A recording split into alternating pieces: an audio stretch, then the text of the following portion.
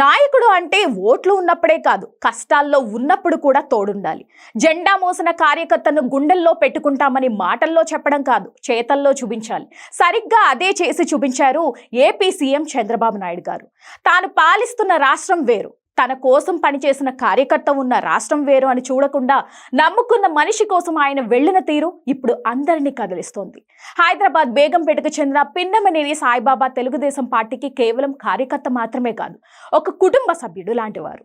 శారీరకంగా దివ్యాంగుడైనప్పటికీ పార్టీని నమ్ముకుని జీవితాంతం నిస్వార్థంగా పనిచేశారు.